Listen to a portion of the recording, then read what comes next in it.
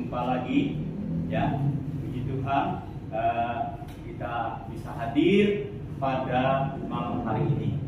Mari kita datang kepada Tuhan, memohon kepada Tuhan supaya Tuhan bekerja beracara pada persekutuan kita hari ini.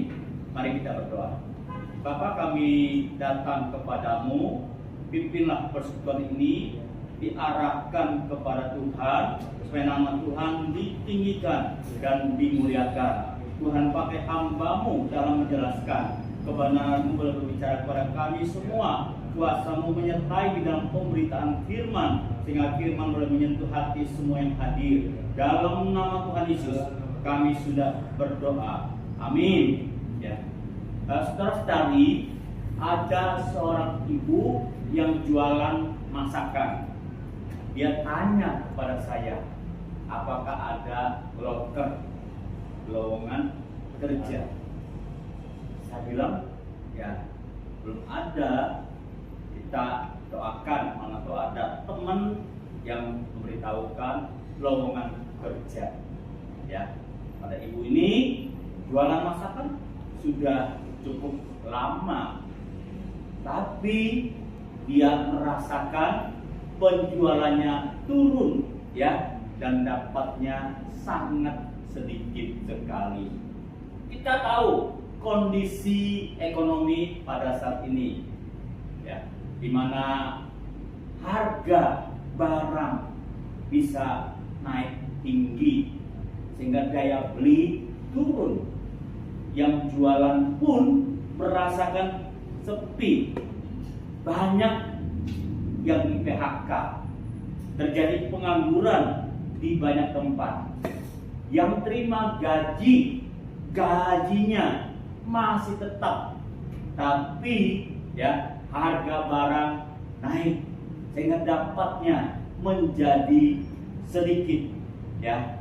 Nah, dalam ekonomi yang lesu seperti begini, bagaimana firman Tuhan mengajar kita? Mari kita buka Alkitab kita di dalam Matius pasal 6 ayat 5 sampai ayat 11. Matius pasal 6 ayat 5 sampai 11. Saudara-saudari, saya mengajak kita baca bergantian ayat ganjil bapak-bapak pria, genap ibu-ibu yang wanita. Mari kita baca bersama. Dan apabila kamu berdoa, janganlah berdoa seperti orang munafik. Mereka suka mengucapkan doanya dengan berdiri dalam rumah-rumah ibadah dan pada tikungan-tikungan jalan raya, supaya mereka dilihat orang. Aku berkata kepadamu, sesungguhnya mereka tidak mendapat upahnya. Ibu-ibu, tetapi jika engkau berdoa, masuklah ke dalam kamarmu, duduklah dulu dan berdoalah kepada Bapamu yang ada di tempat tersembunyi. Maka Bapamu yang melihat yang tersembunyi akan membalasnya kepadamu. Ayat 7 ganjil. Lagi pula dalam doamu itu, janganlah kamu bertele-tele seperti kebiasaan orang yang tidak mengenal Allah. Mereka menyangka bahwa karena banyaknya kata-kata doanya akan dikabulkan. Jadi janganlah kamu seperti mereka, karena Bapamu mengetahui apa yang kamu perlukan sebelum kamu minta padanya. Karena itu berdoalah demikian, Bapa kami yang di surga, dikuduskanlah namamu, datanglah kerajaanmu, jadilah kehendakmu di bumi seperti di surga. Berikanlah kami pada hari ini makanan kami yang sesungguhnya. Ya, kalau kita perhatikan perikop ini, teman-teman yang sudah ikut baca Alkitab melihat ini perkataan satu arah. Yesus mengajar, ya, mengajar ini perkataan satu arah. Penggaliannya seperti menggali surat. Dalam menggali surat bisa berbicara tentang siapa atau mengarah kepada hal apa, ya. Kalau kita perhatikan di sini, ini tidak berbicara tentang siapa, orang, tapi kepada hal apa atau topiknya. Ya. Topiknya apa?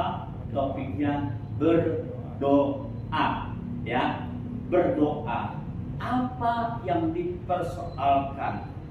Kalau kita lihat ayat 5 dan ayat 5 dulu. Kalau kita perhatikan ayat 5, dikatakan berdoa, ya. Jangan seperti orang munafik. Orang munafik itu kalau berdoa supaya dilihat orang. Wah, orangnya tuh saleh ya, suka berdoa. Kalau dengar kata orang suka berdoa, kita sangat menghargai orang itu.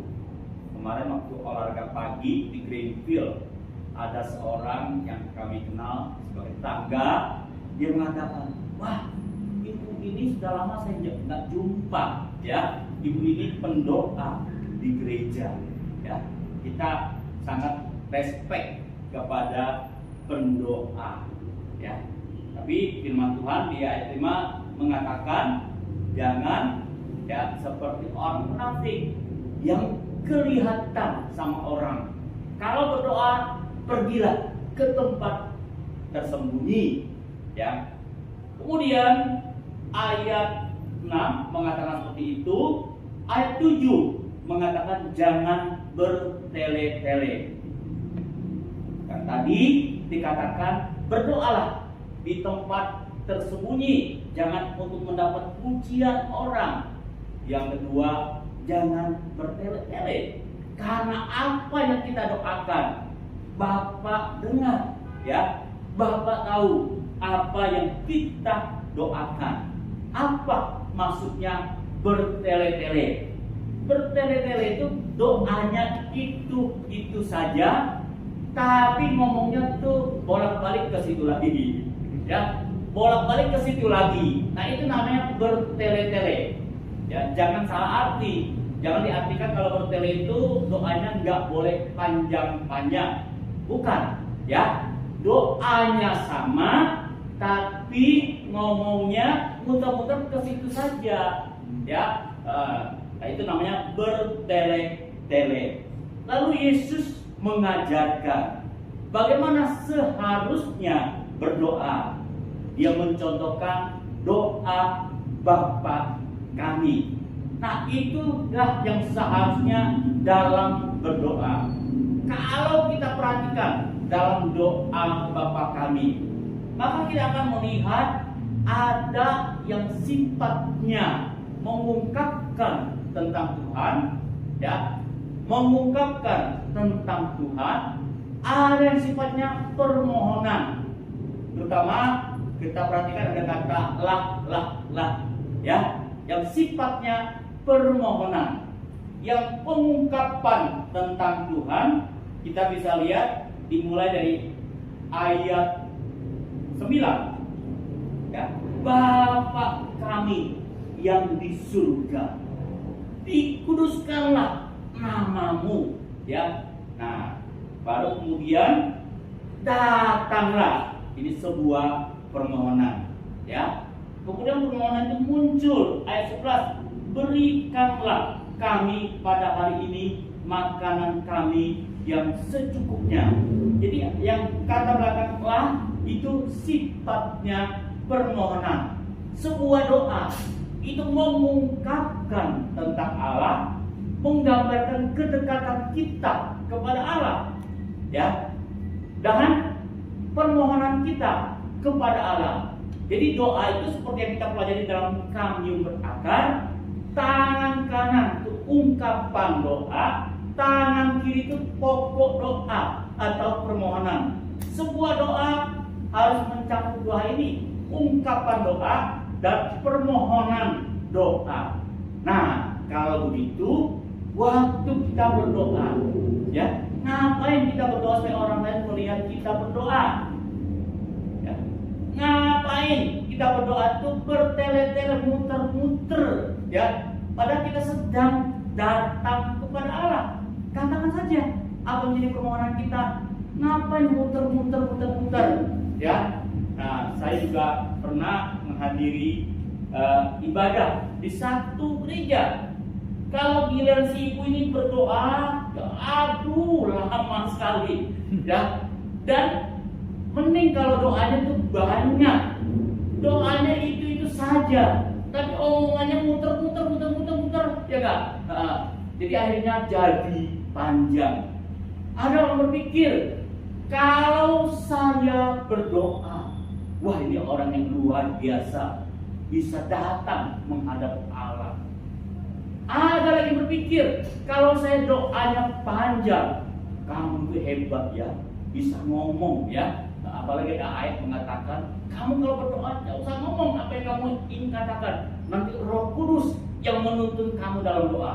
Orang pikir kalau saya bisa ngomong panjang, Roh Kudus bersama saya dalam omongan yang begitu panjang ya. Padahal belum tentu ya, Roh Kudus yang menuntun dia ngomong panjang-panjang. Mungkin dia sedang mengarang sebuah cerita sehingga omongannya bisa panjang, muter-muter. Maka Yesus mengatakan seperti inilah seharusnya berdoa. Ada ungkapan doa yang menyatakan kepada Allah, yang mengagungkan Allah, ya, yang mengakui ada kehadiran Allah. Lalu kemudian di dalamnya ada permohonan. Nah, minggu ini kita melihat permohonan tentang berikanlah kami pada hari ini makanan kami yang secukupnya.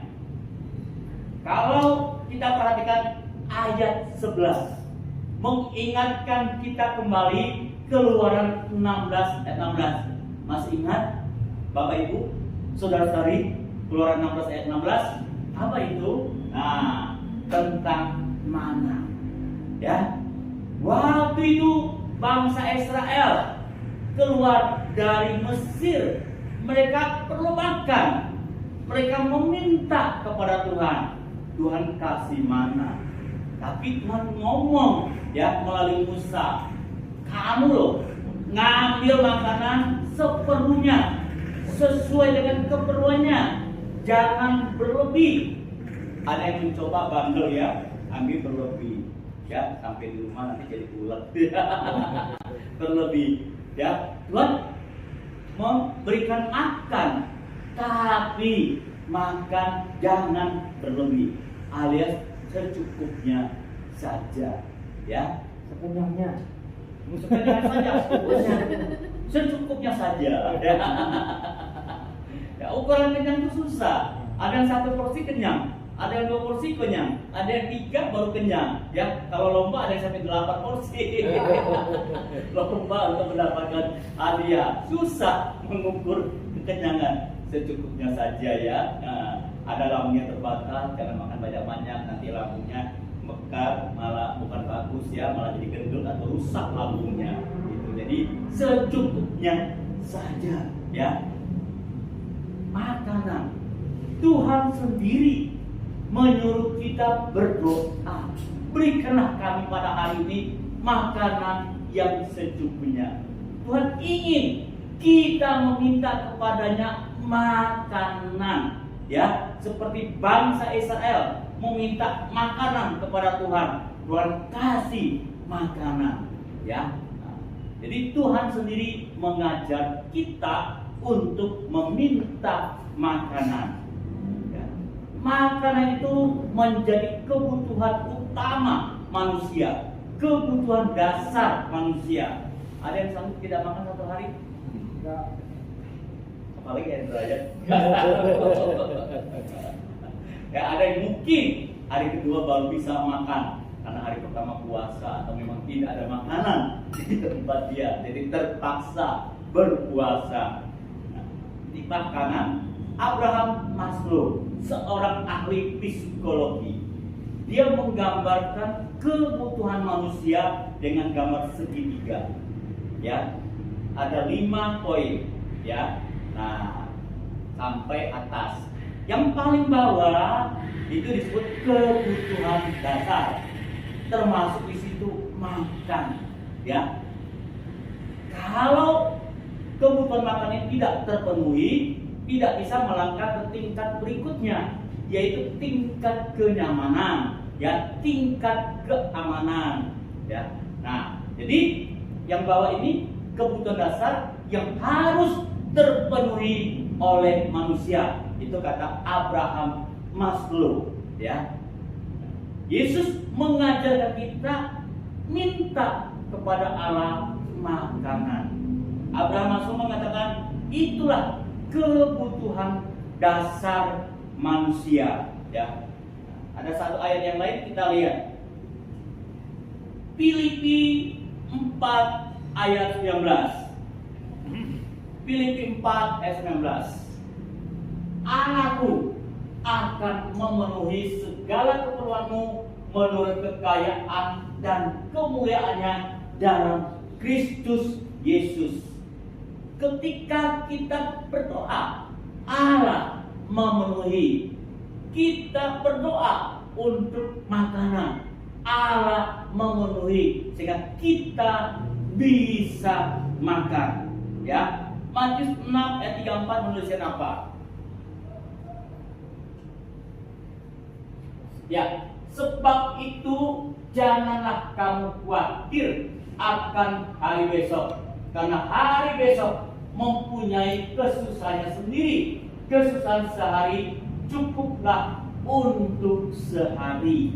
Ya, ayat ini mengingatkan kita kalau kita dalam kehidupan kita, ya, untuk makan saja susah, ya, kita jangan sampai dilanda kekhawatiran, dilanda kecemasan, ya. Tapi kalau kita untuk makan saja susah, hari ini kita berdoa, Tuhan berikanlah kami makanan, ya. Percayalah, Tuhan bisa membuka untuk kita mendapatkan makanan, ya. Karena Tuhan yang mengajar kita meminta kepadanya. Jangan pikirkan, ya, wah, hari ini Tuhan kasih makanan, tapi Tuhan masa sehari. Ya, tidak berpikir kasih makanan sebulan, ya, seminggu, tapi ini sehari. Karena Tuhan ingin, ya, kita meminta kepadanya. Ayat ini ingin mengajarkan kepada kita hidup yang bergantung, hidup yang bersandar kepada Tuhan, ya. Nah, mungkin kita pikir, ya, kalau soal makanan saya ini tidak kurang, ya. Saya ini selalu bisa makan. Tapi jangan lupa, ya, kita yang hari ini bisa makan, ya, tidak kesulitan untuk makan, karena sampai hari ini Tuhan masih memberkati kita. Tuhan masih menyediakan makanan untuk kita, ya. Tapi Tuhan mengajar kita, walaupun demikian kita tetap bersandar kepada Allah. Allah memberi kita makanan. Kita tidak tahu, mana tahu besok-besok, ya, kita itu di PHK, usaha kita bangkrut, rumah kita terbakar, kita mengalami bencana alam, kita kan tidak tahu, ya. Tapi kita belajar untuk hidup bersandar kepada Tuhan, ya. Kalau kita hidup bersandar kepada Tuhan, maka kita mempercayakan kepada Tuhan makanan yang kita dapatkan, ya. Nah, bagi yang mengalami kesulitan untuk makan, ya, jangan berpikir, ya, sekali Tuhan kirim makanan untuk berapa lama, untuk berapa lama. Kalau hari ini Tuhan bisa berikan makanan, saya sudah bersyukur, saya sudah mempercayai. Yang kedua, ya, ada kata secukupnya, ya. Secukupnya itu mengingatkan kepada kita bahwa apa yang kita dapat janganlah berlebihan, ya. Kalau kita misalnya dalam hal makan, ya, bisa makan cuma 1 piring karena sayurnya enak, kita makan jadi 2 piring, 3 piring, ya. Ya, secukupnya saja, ya. Kemarin saya sudah makan lalu melayani satu jemaat GKM Gloria. Katanya di rumah itu, ya enggak, suka ada suara pintu bergerak, jendela bergerak, ya nggak? Ada orang seperti buka pintu, ya. Saya datang ke sana dan mereka sudah mulai memuji Tuhan dan memang waktu kami memuji Tuhan, mana ya ada suara seperti keren bunyi, ya keren seperti bunyi. Saya tanya, ada nggak yang tadi yang main keren? Nggak ada, ya nggak? Nanti kami naik ke atas, sudah ke atas nyanyi, ya doa, turun lagi ke bawah, ya nggak? Ada yang ngomong, tadi saya lihat satu benda hitam sedang bergerak, ya. Saya tanya kepada orang itu, kamu biasa nggak melihat seperti itu? Enggak, baru kali ini saya melihat. Di antara mengatakan percaya atau tidak percaya, tapi dia mengatakan saya melihat betul ada satu benda hitam bergerak. Lalu kita bernyanyi, doa, lagi kedengaran suara tersebut, ya. Lalu kita berdoa dan menengking dalam nama Yesus, keluarlah dari rumah ini. Jadi lalu selesai itu saya ditawarkan, ayo makan, ini makanan sudah tersedia. Saya katakan enggak, saya sudah makan gitu. Kan ingat makan yang secukupnya, dan jangan sudah makan lagi. Ya, secukupnya, jangan berlebihan.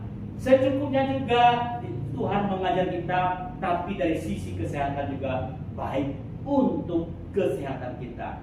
Ya, waktu saya pelayanan di Tulung Agung, kita sempat ngobrol sama ibu-ibu, ya, tentang makan.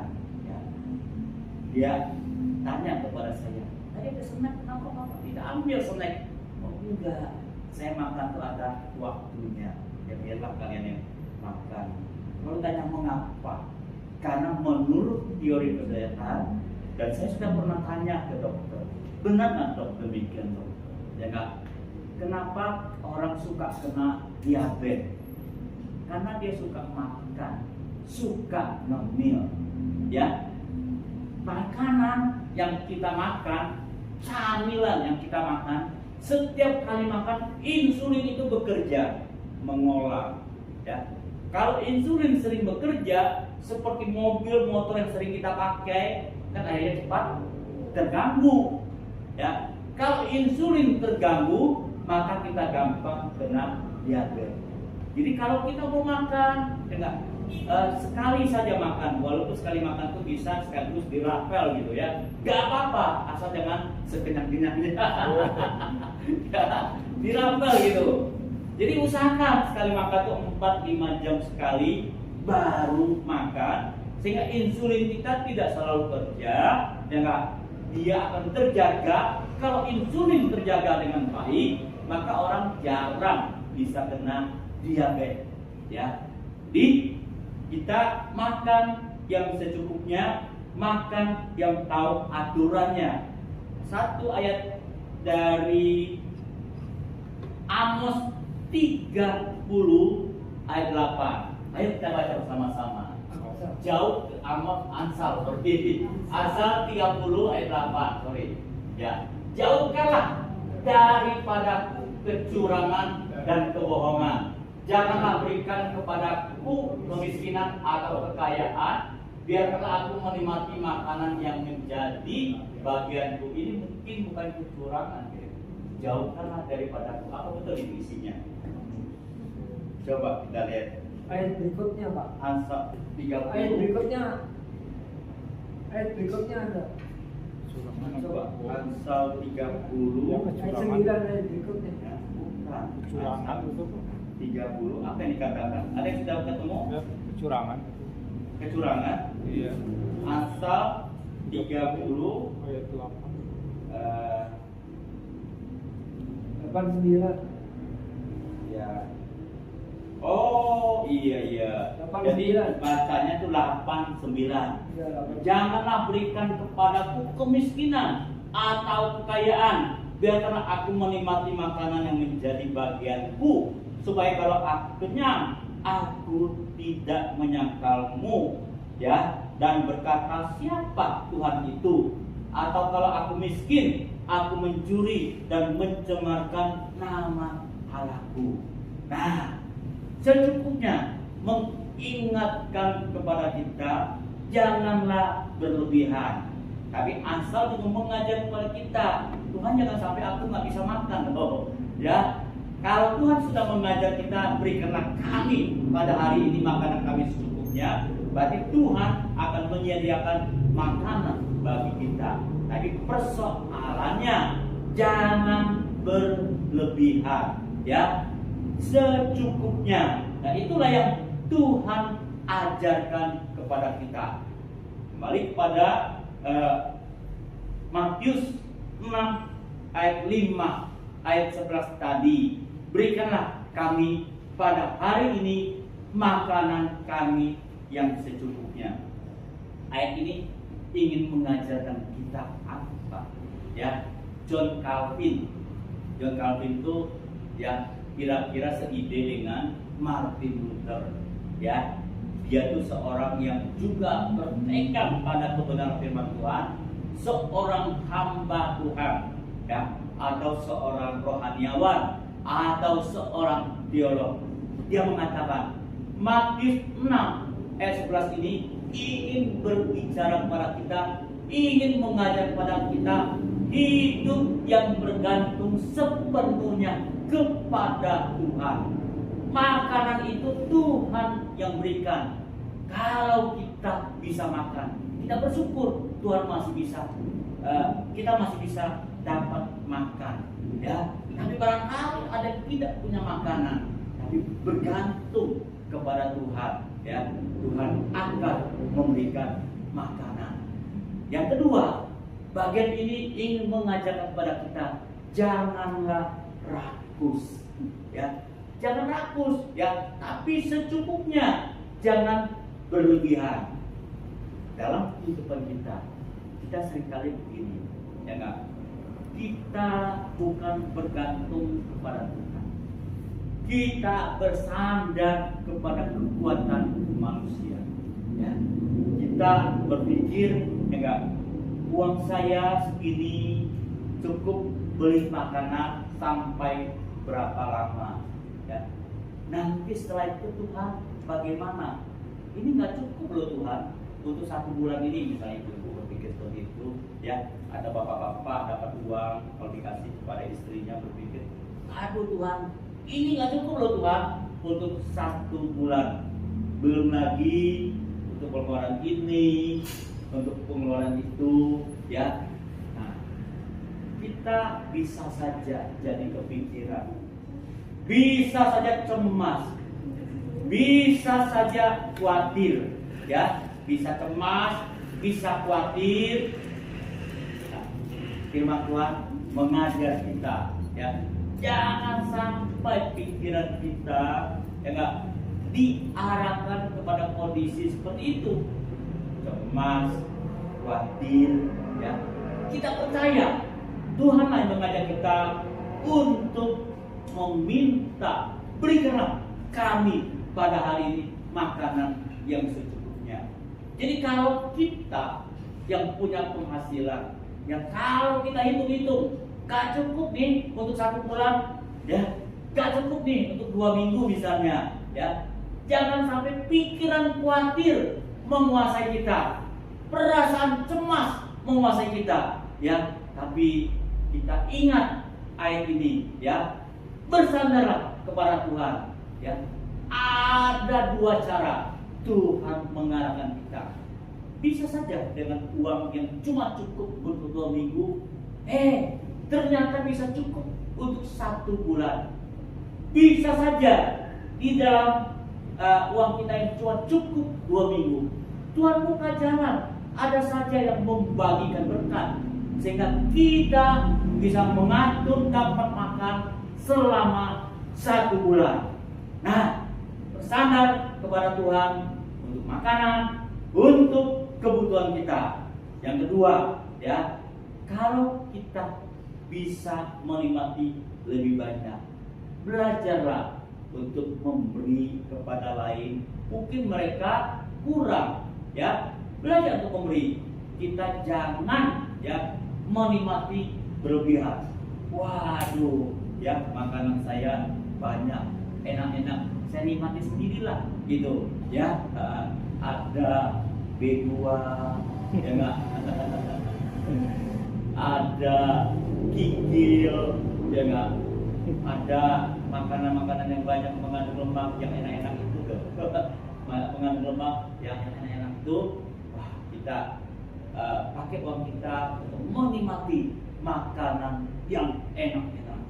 Saya ingat ada cerita seorang yang Tuhan tunjukkan, seorang yang punya gandum, ya, dia menimbun gandum di gudangnya dan dia mengatakan, aduh sekarang gudang ini sudah penuh, ya nggak, mau buka lagi gudang yang lain untuk menimbun gandumnya.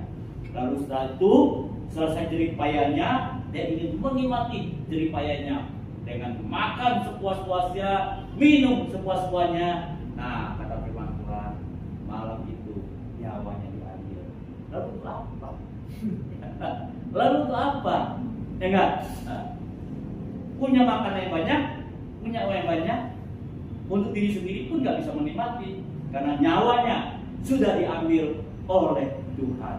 Ya, coba kalau kita berbagi kepada orang lain, barangkali kalau kita meninggal pada waktu itu, mereka ikut mengantar kita kan. Tapi kalau kita tidak berbagi, kita meninggal pada saat itu tidak diingat oleh orang lain. Ya, banyak kejadian kita lihat, ya enggak, ketika ada yang meninggal sepi di tempat itu. Nah, itu bagian dari orang tidak menghargai kita karena kita tidak hidup sesuai dengan firman Tuhan. Jadi dua hal yang kita bisa pelajari tentang berikanlah kami pada hari ini makanan yang secukupnya. Yang pertama, bersandar kepada Tuhan. Yang kedua, ya enggak, secukupnya. Ya, kalau ada kelebihan, lebih baik berbagi kepada orang lain. Demikian firman Tuhan. Kita akhiri dalam doa. Bapa, kami bersyukur untuk firman yang mengingatkan kami untuk bersandar, mengandalkan Tuhan dalam keperluan hidup kami. Kami juga diajarkan untuk menikmati secukupnya dan belajar berbagi kepada orang lain. Kami serahkan firman Tuhan ini boleh berbicara kepada kami setiap pribadi sehingga kami menerapkan dalam kehidupan kami. Dalam nama Tuhan Yesus kami sudah berdoa.